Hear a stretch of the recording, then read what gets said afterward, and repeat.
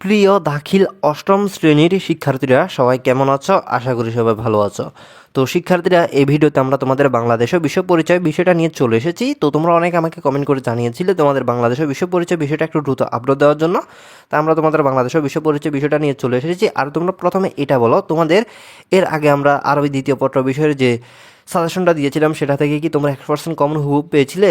যদি পেয়ে থাকো অবশ্যই আমাকে কমেন্ট করে জানাও। তো আমি জানি তোমরা 100%ই কমন পেয়ে গেছো। তো তার ধারাবাহিকতা আমরা তোমাদের বাংলাদেশের বিশ্ব পরিচয় বিষয়টা নিয়ে চলে এসেছি। আর শিক্ষার্থীরা, তোমরা যদি এরকম তোমাদের বাকি বিষয়গুলো পেতে চাও এবং তার সাথে তোমাদের বার্ষিক পরীক্ষার এরকম বিষয়গুলো তোমরা যদি সাজেশন পেতে চাও, তাহলে তোমাদের কি করতে হবে? তাহলে তোমাদের অবশ্যই তোমরা এখন বর্তমানে যে ভিডিওটা দেখতেছো ওই ভিডিওটা তোমরা নিজ বারবার খেয়াল করলে এখানে তোমরা দেখতে পাবে সাবস্ক্রাইব লেখা একটা কালো বাটন। তো তোমাদের কাছে হলো জাস্ট এই কালো বাটনটিতে একটা ক্লিক করে এই ইউটিউব চ্যানেলটি সাবস্ক্রাইব করে দেওয়া। তো এখানে ক্লিক করলেই তোমরা কিন্তু তোমাদের পরবর্তী বিষয়গুলো পাবে। মানে এখানে ক্লিক করে সাবস্ক্রাইব করলে কিন্তু পরবর্তী বিষয়গুলো পাবে। আর যারা এখানে ক্লিক করে চ্যানেলটি সাবস্ক্রাইব করবে না, তারা কিন্তু পরবর্তী বিষয়গুলো আর নাও পেতে পারো। আর যাদের আগে থেকে এখানে ক্লিক করা আছে তাদের আর কিছু করা লাগবে না। আশা করি তোমরা বুঝতে পেরেছ। আর শিক্ষার্থীরা, তোমরা আজকে তো তোমাদের বাংলাদেশের বিশ্ব পরিচয়ের বিষয়টা আমরা দিয়ে দিলাম। আর এরপরের বিষয় তোমাদের কী লাগবে অবশ্যই তোমরা কমেন্ট করে জানাও। মানে তোমাদের বাংলাদেশের বিশ্ব পরিচয় এই পরীক্ষাটার পর কোন বিষয়টা পরীক্ষা সেটা তোমরা অবশ্যই কমেন্টে সুন্দর করে জানিয়ে দিবে। মানে 8 তারিখ তোমাদের পরীক্ষা সুন্দর করে জানিয়ে দিবে। তো এখানে আমরা দেখতে পাচ্ছি অর্ধবার্ষিক পরীক্ষা 2026 দাখিল অষ্টম শ্রেণী বাংলাদেশের বিশ্ব পরিচয় বহু নির্বাচনী সৃজনশীল প্লাস সংক্ষিপ্ত প্রশ্ন। তো তোমাদের বাংলাদেশের বিশ্ব পরিচয় বিষয়টা হলো মোট 100 নম্বরের ভিতর 30 নম্বর হলো বহু নির্বাচনী প্রশ্ন। তো এখন আমরা তোমাদের 100 নম্বরের ভিতর এই 30 নম্বরের বহু নির্বাচনী প্রশ্নগুলো আগে উত্তর সহ দেখব। এরপর আমরা তোমাদের সৃজনশীল প্লাস সংক্ষিপ্ত প্রশ্নগুলো দেখব। এখানে আমরা বহু নির্বাচনী মান 30 দেখতে পাচ্ছি। তো আমরা একটু নিচে স্ক্রল করি। এখানে আমাদের 1 নম্বর প্রশ্ন, বাংলার শেষ স্বাধীন নবাব কে ছিলেন?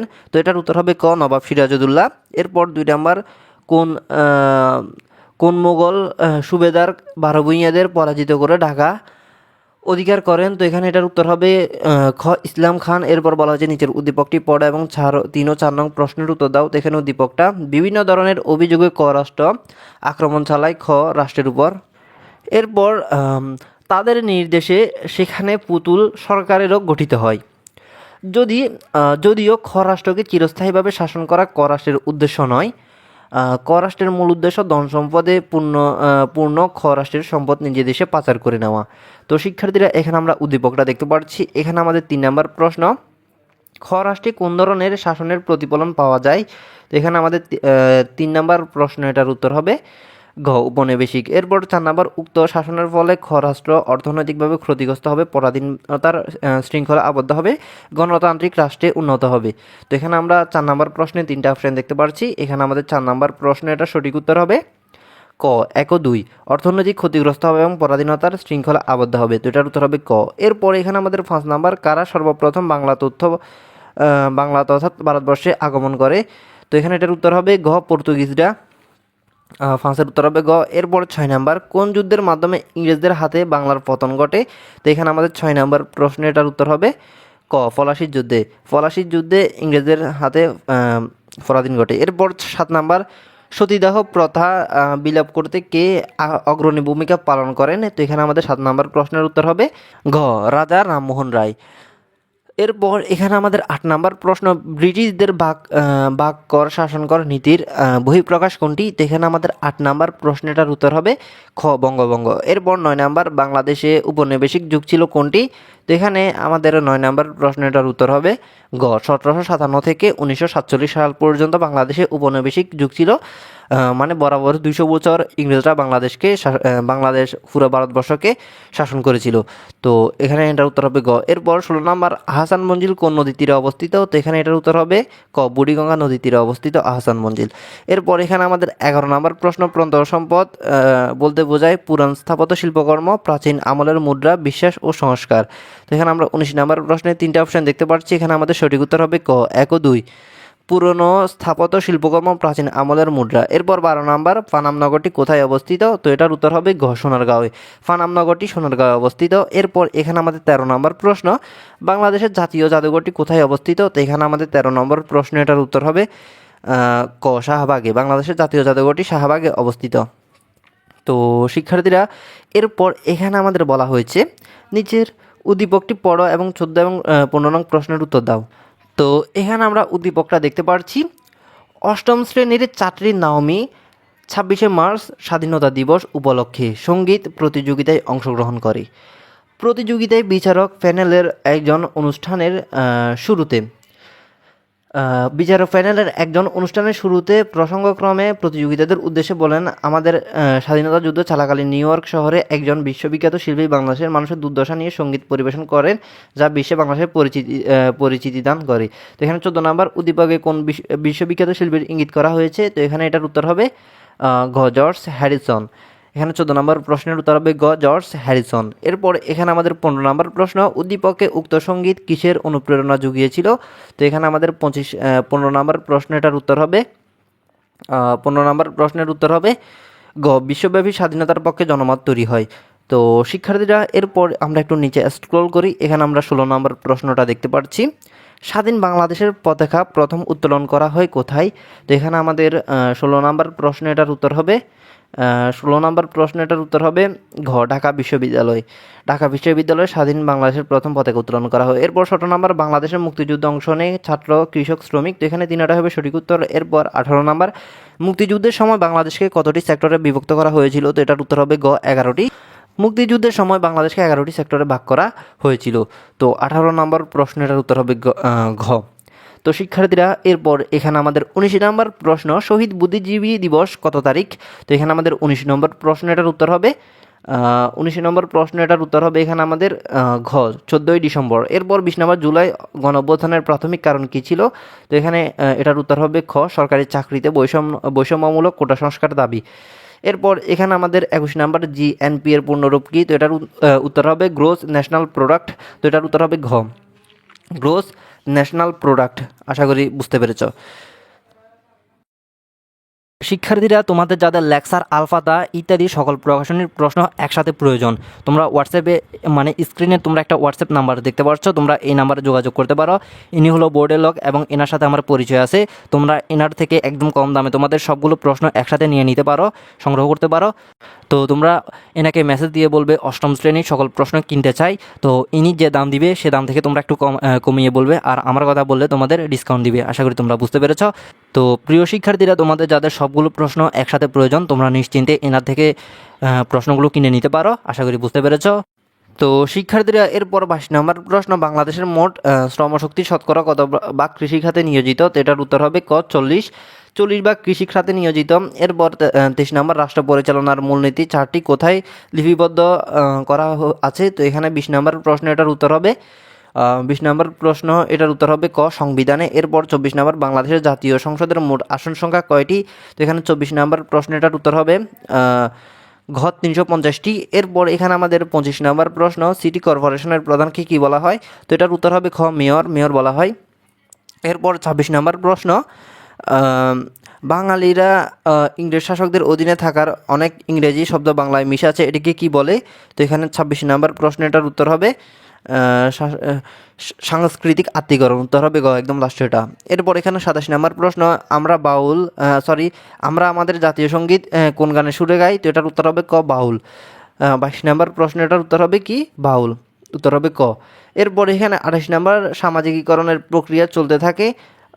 তো এখানে 28 নম্বর প্রশ্নটার উত্তর হবে শৈশব থেকে মৃত্যু পর্যন্ত। উত্তর হবে গ। এরপর এখানে বলা হচ্ছে নিচের উদ্দীপকটি পড়ে 29 এবং 30 নং প্রশ্নের উত্তর দাও। তো উদ্দীপকটি, সালমার বাড়িতে কোনো অতিথি আসলে তার মেয়ে জেবা সালাম দিয়ে তাদের বসতে বলে, এরপর তার মায়ের সাথে অতিথিদের নাস্তা এগিয়ে দেয়। তো এখানে 29 নম্বর প্রশ্ন, জেবার আচরণ কোন বিষয়কে নির্দেশ করে? তো এখানে আমাদের 26 নম্বর প্রশ্নটার উত্তর হবে খ, অনুকরণ। এরপর 30 নম্বর প্রশ্ন, জেবার আচরণে পরিলক্ষিত হয় সমাজের কাঙ্ক্ষিত আচরণ করার প্রবণতা, সমাজের নিয়ম নীতি মানার প্রবণতা, নিজের ধ্যান ধারণা অনুযায়ী কাজ করার প্রবণতা। তো এখানে আমরা 30 নম্বর প্রশ্নে 3টা অপশন দেখতে পাচ্ছি। এখানে আমাদের 30 নম্বর প্রশ্নটার সঠিক উত্তর হবে ক, 1 ও 2, সমাজের কাঙ্ক্ষিত আচরণ করার প্রবণতা, সমাজের নিয়ম নীতি মানার প্রবণতা। তো এখানে 1 ও 2 হবে সঠিক উত্তর। তো প্রিয় শিক্ষার্থীরা, এখানে আমরা 30টার মধ্যে 30টা এমসিকিউ বিস্তারিত উত্তর সহ তোমাদের দেখিয়ে দিলাম। এখানে যদি তোমাদের কোনো সমস্যা থাকে আমাকে বলবে, আর এখানে উত্তরগুলো তোমরা মিলিয়ে নিবে। হয়তো আমার অজান্তেও তোমাদের ভুল তো দিতে পারি আমি, তাই তোমরা উত্তরগুলো মিলিয়ে আমাকে জানাবে কোনো উত্তর ভুল হয়েছে কিনা। এরপর এখানে আমরা দেখতে পাচ্ছি সৃজনশীল প্রশ্ন। তো এখানে তোমাদের বলা হয়েছে সৃজনশীল প্রশ্ন তোমাদের 50 নাম্বার এবং বলা হয়েছে যে কোনো 5টি প্রশ্ন দাও। এখানে 5টির জন্য রয়েছে 50 নাম্বার। এখানে মোট 8টা প্রশ্ন থাকবে, 8টি থেকে তোমাদের 5টির উত্তর দিতে হবে। এখানে আমাদের 1 নাম্বার প্রশ্ন, এখানে আমরা উদ্দীপকটা দেখতে পাচ্ছি। তো ক নাম্বার প্রশ্ন, এখানে কোম্পানি শাসন বলতে কি বুঝো? তারপর ঘ নাম্বার দ্বৈত শাসন চরম অভিশাপ ব্যাখ্যা করো। তারপর ঘ নাম্বার উদ্দীপকের ঘটনাটি তোমার পাঠ্য বইয়ের কোন ঘটনাটির সাথে সাদৃশ্যপূর্ণ ব্যাখ্যা করো। তারপর ঘ নাম্বার উক্ত ঐতিহাসিক ঘটনা ফল ছিল সুদূর প্রসারী, তোমার মতামতের সাপেক্ষে যুক্তি উপস্থাপন করো।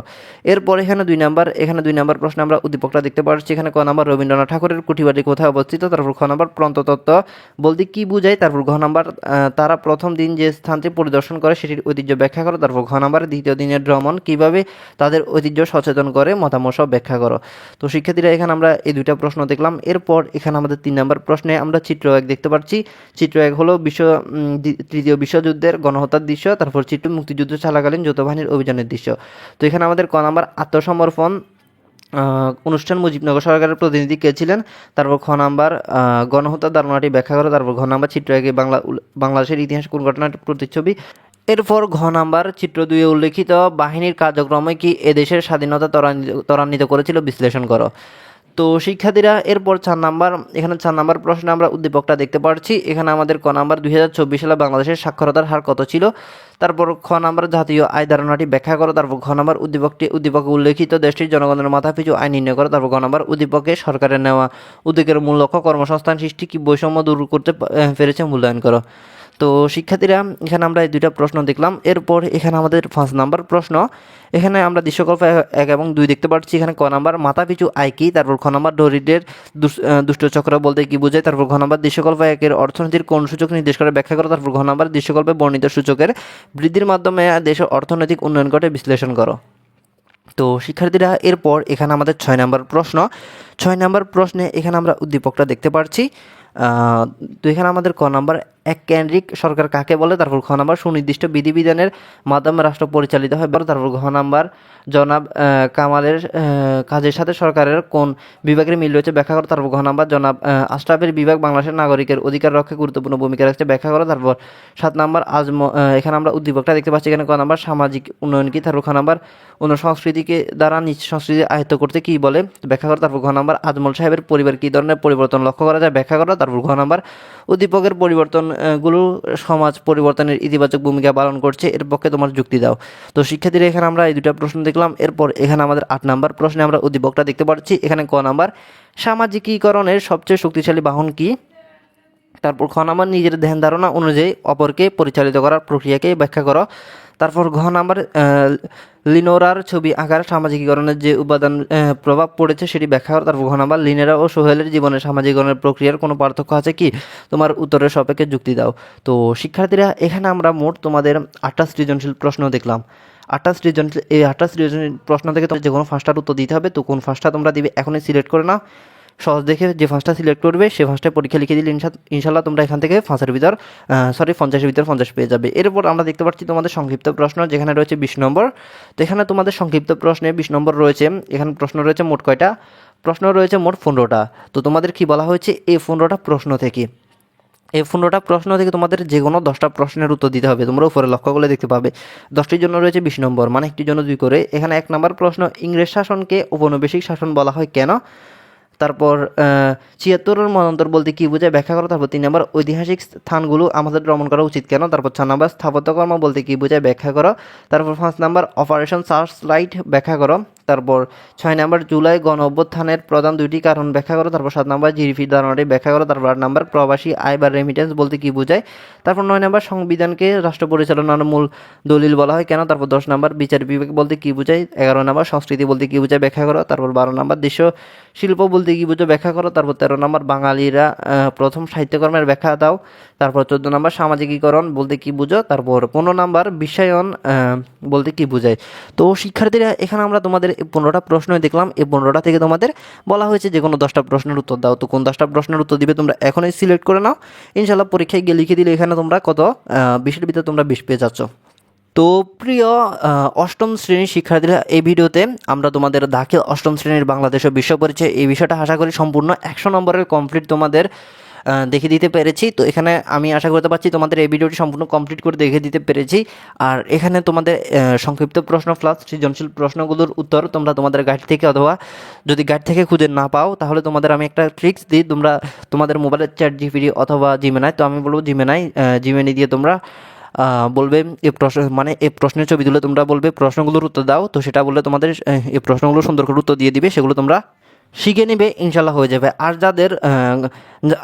যাদের কাছে গাইড রয়েছে তাদের আর কিছু করা লাগবে না, গাইড থেকে প্রশ্নগুলোর উত্তর খুঁজে বের করে শিখে নিবে, তো ইনশাল্লাহ তোমাদের কমপ্লিট হয়ে যাবে।